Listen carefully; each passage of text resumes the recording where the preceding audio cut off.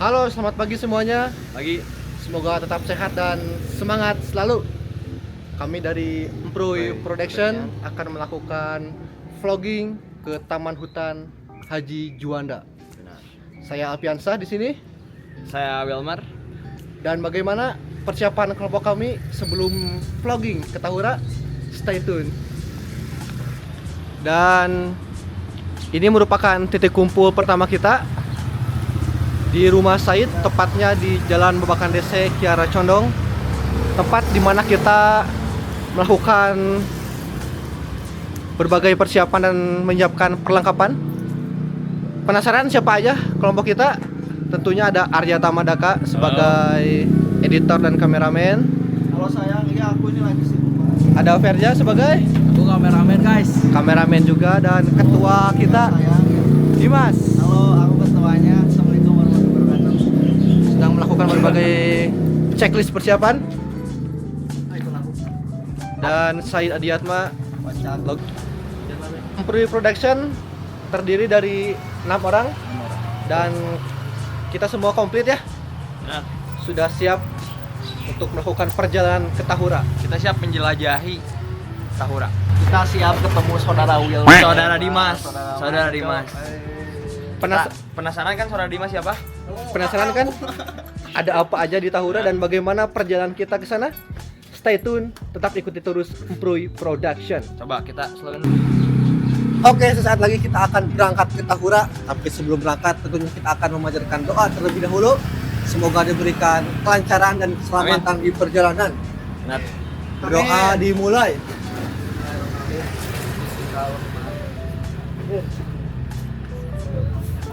Emproy Production, you are besar.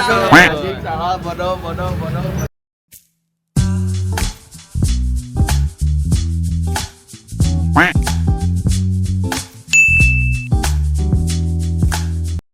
Ya, ini kita udah di Tahura. Jadi kita tuh di sini mau ngapain coba? Tahu nggak? Apa?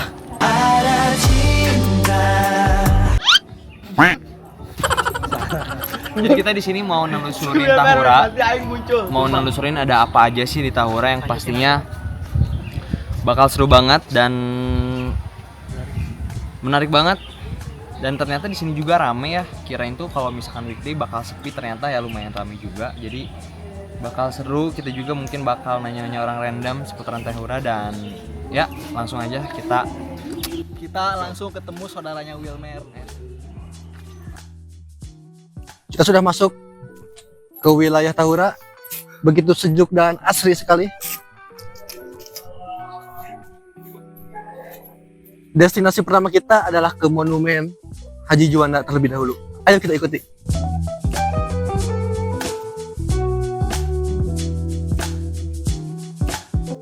Taman Hutan Raya Insinyur Haji Juanda merupakan taman hutan raya pertama di Indonesia yang diresmikan pada tanggal 14 Januari 1985 oleh Presiden Soeharto yang bertepatan dengan tanggal kelahiran Insinyur Haji Juanda.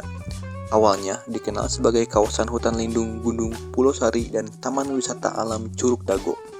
Pada saat ini, taman ini dikelola oleh Balai Pengelolaan Taman Hutan Raya. Taman Hutan Raya Insinyur Haji Juanda memiliki berbagai macam objek wisata, di antaranya yaitu Monumen Insinyur Haji Juanda. Monumen ini merupakan patung yang terletak di area plaza. Monumen ini dibuat untuk menghormati perjuangan Insinyur Haji Juanda Kartawijaya sebagai pahlawan nasional dan Perdana Menteri terakhir Indonesia yang berasal dari Jawa Barat.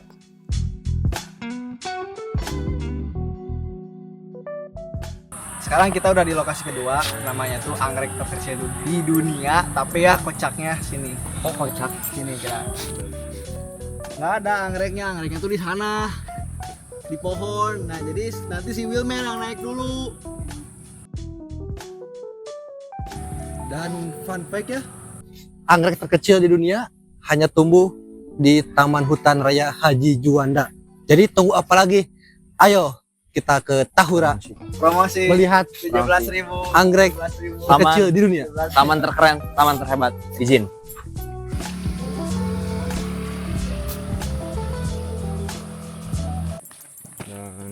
Ini kita mau ke gua Jepang dulu ya. Iya. Kita mau ngapain nih? Gua Jepang. Menjadi orang Jepang.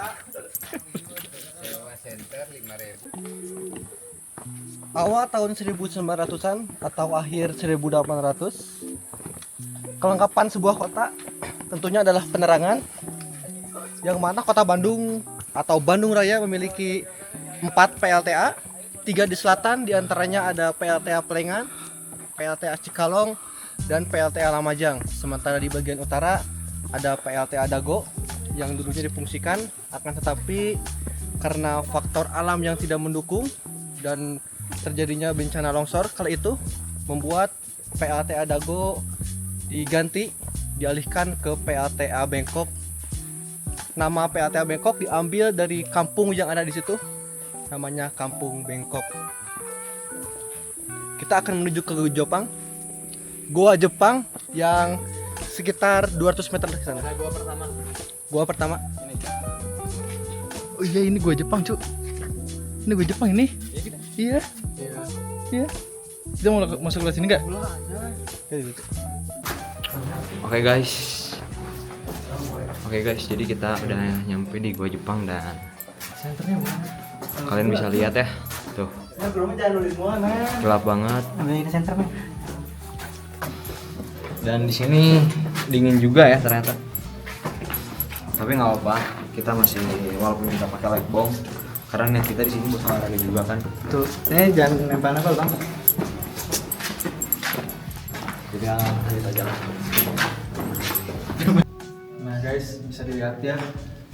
Yang itu kan gua Jepang itu udah ratusan tahun lalu ya, tapi kayak bangunan aduh disuruh lu. Bangunan tuh kayak masih alami dan bagus gitu. Kita tanya sama ahli expertnya. Alfiansa, maju. Siap, lagi. Ini kenapa Alfiansa bisa sealami ini, masih bagus juga gitu. Padahal udah ratusan tahun. Ya udah 1 abad lebih ya, Goa Jepang ini dibuat, dan pembuatannya juga membuat warga Indonesia dituntut kerja paksa, atau yang sering kita dengar kerja paksa Romusa. Membuat Goa Jepang yang luasnya ratusan hektar ini tentu membuat orang-orang pribumi pada saat itu kecapean dan juga tidak diberi makan. Apabila kalian lihat pasti alami kan? Ya. Berbeda dengan gua Belanda yang akan kita nanti telusuri ke sana, karena gua Jepang ini dibangun dituntut supaya selesai dalam kurun waktu singkat dan tidak sampai selesai karena tahun 1945 Hiroshima dan Nagasaki keburu dijatuhkan bom oleh Amerika Serikat. Jadi mau tidak mau Jepang harus menyerah dan pergi dari tempat jajahannya, salah satunya adalah kota Bandung. Jadi sejarah singkatnya kayak gitu aja. Tim banyak pahlawan, ya betul. Dan bisa kalian lihat, ini merupakan tempat istirahat para tentara Belanda pada saat itu. Dan bisa dilihat juga banyak pahlawan juga. Said naik semedi atraksi diamond. Kenapa gitu? Sumpah dapat ilmu. Lanjut aja guys. Oke, sobat-sobat paylater, kita udah keluar ya. Dan jujurnya di dalam tuh kalau aku kayak ngap nggak sih? Jujur ya. Gak biasa ngap gak? Juga agak sedikit ini ya, dingin. Nggak sedikit banyak. Soalnya kan permukaannya cadas. Iya sih. Tapi kalian bisa lihat ya, gimana sih perjuangannya kan ya. Perjuangan banget Buat ngebangun ini tuh kayak mata ini bisa. Dengan alat seadanya, Bayangin.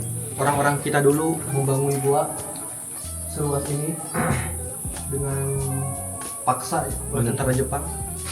Patut kita apresiasi juga. Terima kasih kepada para pribumi, para leluhur kita yang sudah membangun gua yang menjadi cagar budaya di Tahura. Nanti sekarang kita kemana? Goa Belanda. Belanda. Nice, kita ke Belanda dan Proy Production meledak. Dan ya, kita sekarang beres dari Goa Jepang, kita mau ke Goa Belanda. Kita mau menelusuri ada apa aja di sana. Kalau misalkan di Goa Jepang tuh kita lihat tadi ada kelelawar, pasti banyak banget ya. Menurut Dimas sendiri, yang Dimas rasain di dalam tuh gimana deh? Coba. Mistis. Ini serius kan yang saya rasakan. Orang Gimana Indo. Tapi nggak apa-apa juga kan. Perspektifnya beda-beda. sih? Kalau ini Coach Said, coba Coach Said. Jangan terlalu dimistis-mistiskan. Nah, bener. Kenapa deh? Nggak selalu soal mistis kadang. Coba Alvin deh, menurut Alvin karena Alvin yang orang serba paling rasional di sini. yang serba tahu tuh Serba tahu. Alvin dan yang semua menjelaskan. Coba. Sebenarnya saya juga tidak terlalu tahu secara dalam seputar Tahura, tapi tentunya supaya menambah wawasan, saya melakukan riset dan membaca berbagai artikel yang berkaitan dengan Tahura. Jadi mohon maaf apabila ada informasi yang keliru, wajarlah karena kita adalah pemula. Karena kita Pemula. adalah mahasiswa Stikom. Tapi ya apalah, karena kan kita juga namanya belajar, tapi nggak apa-apa. Masih banyak warung ternyata ya guys, karena gimana jalanannya kan jauh juga, jadi warungnya juga lumayan banyak lah ya di sini tuh. Kalian bisa kayak kalau buat istirahat tuh kayak minum kelapa, makan pisang sama Sama monyet, monyetnya kurang ajar emang. seperti yang kita udah singgung dari awal ya. Di sini tuh banyak saudara Dimas. Ada bro Damas. Ini saudara-saudaranya tuh banyak banget guys.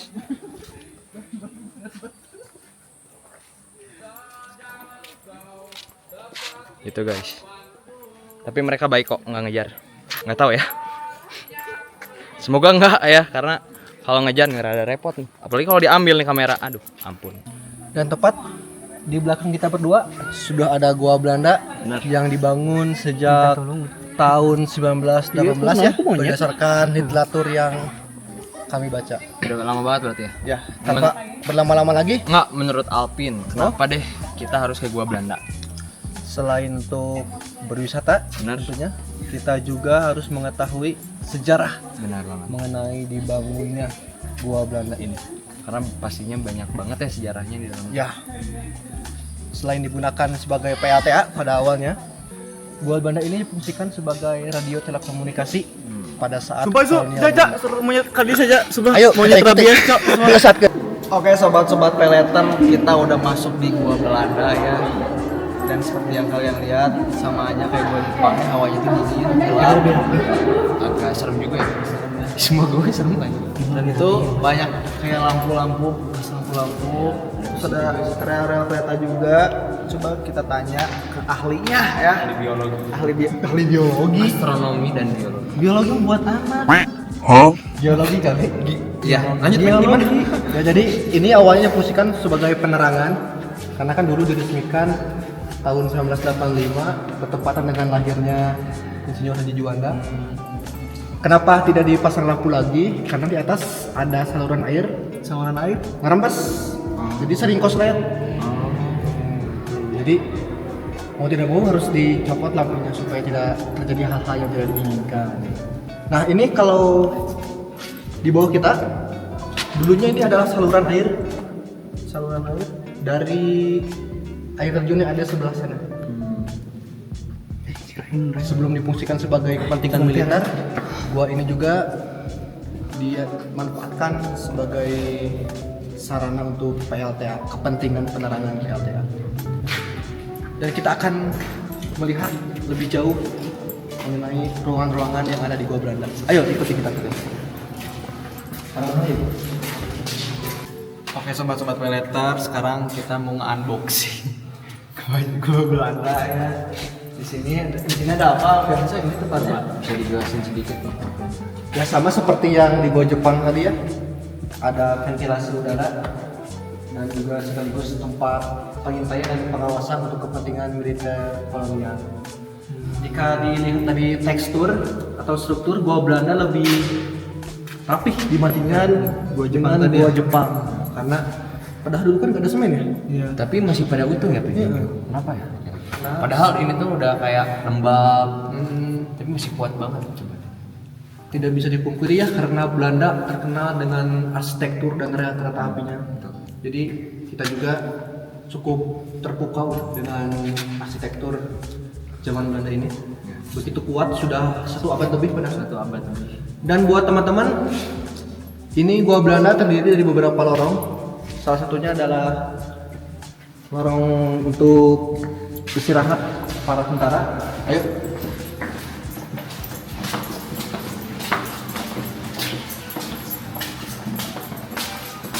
Nah, ini merupakan salah satu lorong tempat istirahatnya para tentara Belanda. Dan mengapa dikasih selokan kecil seperti ini? Karena supaya air dulu merembes tidak kemana-mana. Gitu. Jadi udah sangat direncanakan berarti ya. Ya. Karena kan untuk kepentingan militer tentunya harus membutuhkan apa ya? Suatu inovasi yang bagus juga. Dan ini merupakan tempat penyimpanan logistik barang-barang pakaian untuk tentara Belanda. Cukup tinggi karena apa? Karena bangsa Barat postur badannya berbeda dengan bangsa orang Indonesia. Tapi Pin, apakah ada pernah renovasi atau apa di sini? Atau dari dulu memang seperti ini?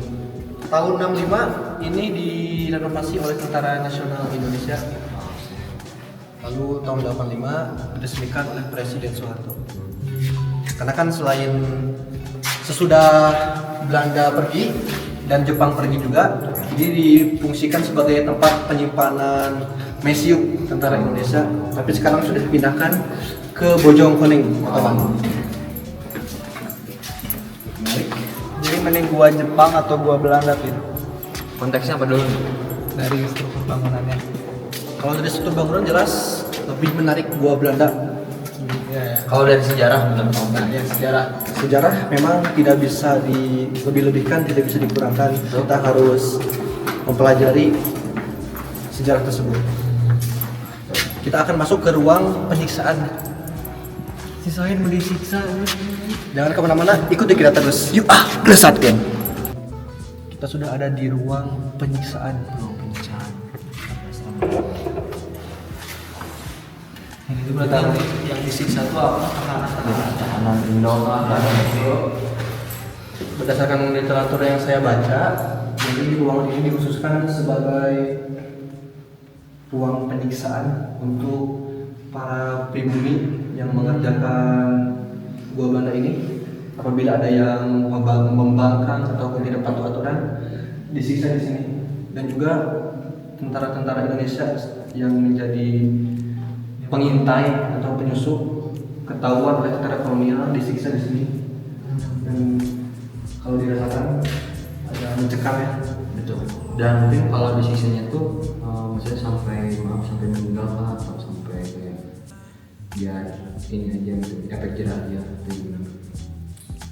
Sepertinya ada ya yang sampai meninggal dunia juga. Nanti kita ke tempat penjaranya di sebelah sana. Udah gak enak, serius. Bagaimana suasana atau hawa yang ada di ruang ini berbeda dengan tempat-tempat yang lain, karena bisa masih terasa ya meskipun sudah berabad-abad, namun aura-auranya bagaimana kepedihan bangsa pribumi kita dulu disiksa di sini masih terasa kepedihan tersebut. Ayo kita lanjutkan. Oke sobat-sobat payletter, sekarang kita ada di penjaranya gua Belanda ya. Seperti yang teman-teman lihat, ini penjaranya tinggi banget karena yang kata Alfiansa orang-orang Belanda tinggi-tinggi ya. Tuh. Pastinya dong. Jadi ini dulu ada jeruji di sini. Dan ruangannya bisa masuk, boleh? Ini ruangan penjaranya.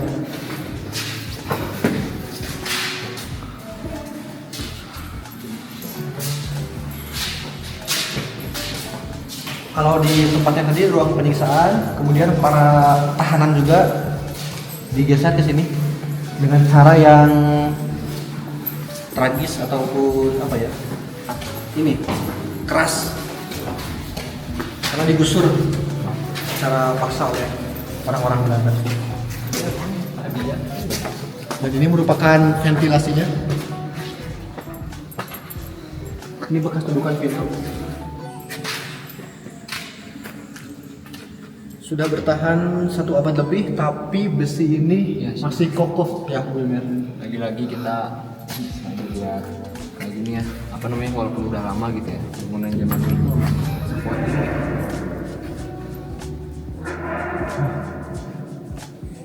Oke, kita lanjut.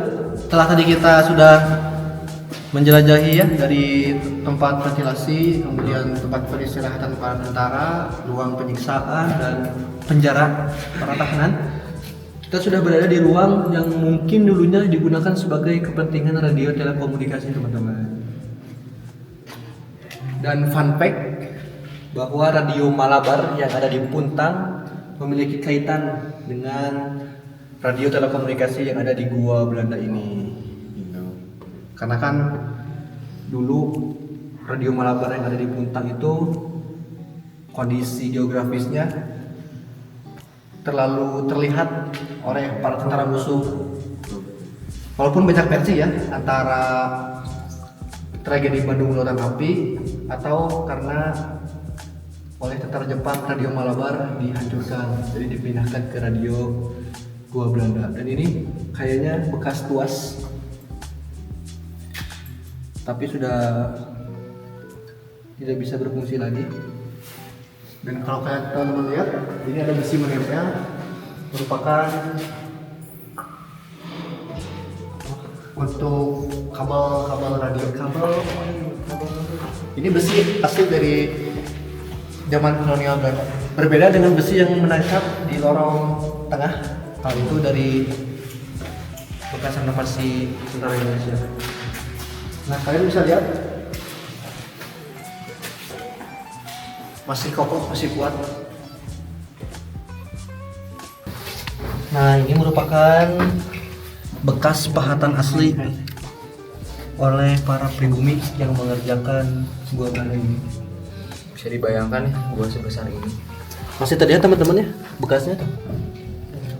Dengan alat-alat seadanya. Ini tampak salah satu ruangan di Gua Belanda.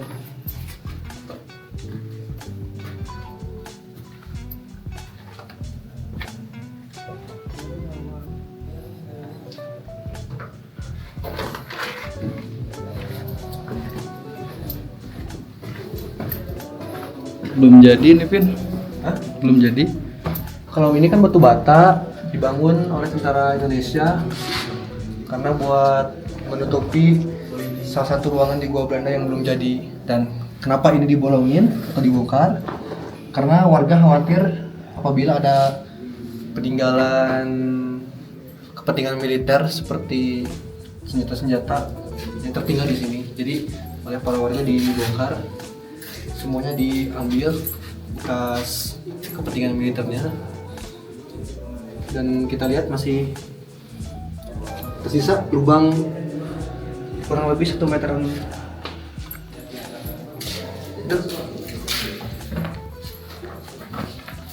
Kita akan lanjut ke tempat-tempat berikutnya di Tahura ini. Belesatkan. Dan ya, kita beres dari Gua Belanda.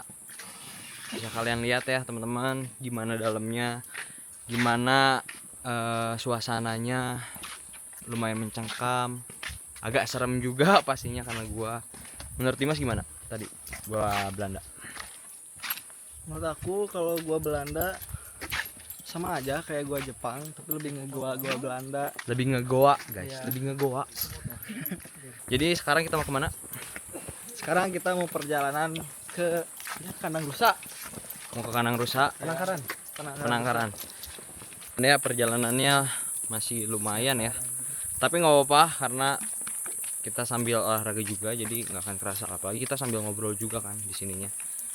Dan ngelihat vibesnya masih hijau-hijau, jadi masih enak lah, nggak akan capek hitung-hitung olahraga.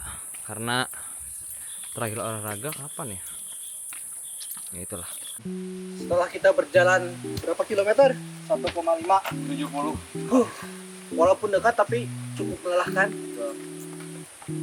Sudah dekat dengan Penangkaran Rusa yang tinggal berjarak 200 meter. Tanpa berlama-lama lagi, Semoga kita ketemu monyet. teman siapa? Gilmet. Tanpa berlama-lama lagi, kita belesatkan. Belesat guys. Oke guys, jadi kita sekarang lagi ada di Penangkaran Rusa sama seperti biasa Alvin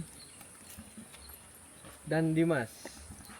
Jadi sekilas tentang rusa ini berjenis Serpus timurensis, merupakan satwa asli Indonesia yang dapat dijumpai langsung di Tahura, Bandung. Yang nyium orang cok kalem cok. Coba Dimas akan memberi makan rusa tersebut.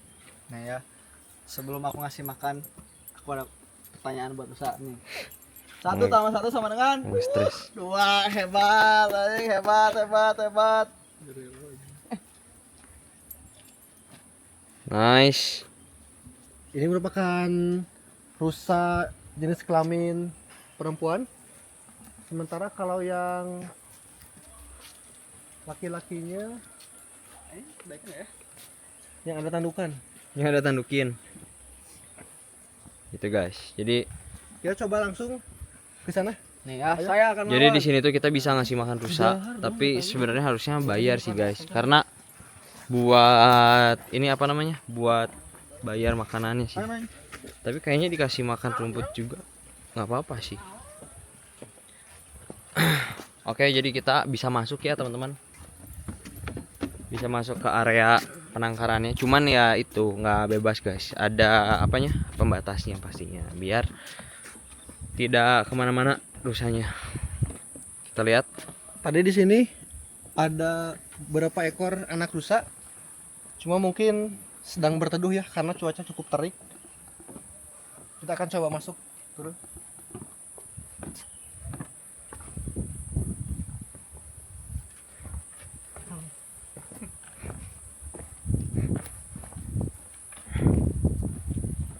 Nah guys, jadi kita bisa masuk ke area rusa, cuman nih ada pembatasnya. Sebenarnya kita bisa ngasih makan di sini juga nih.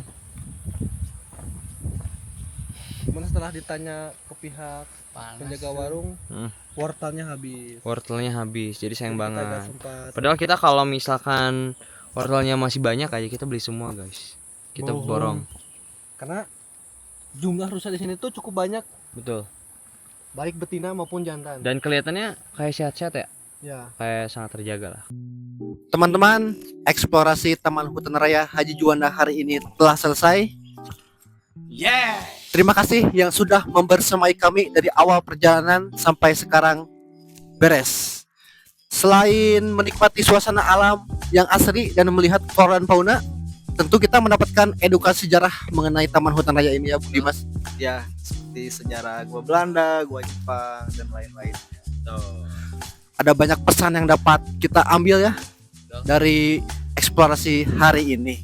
Saya Alfiansyah, Saya Dimas. Saya Wilmar. Saya Sayid. kami dari Emproy Production mengucapkan terima kasih atas kebersamaan Anda. Emproy Production, you are belesatkeun.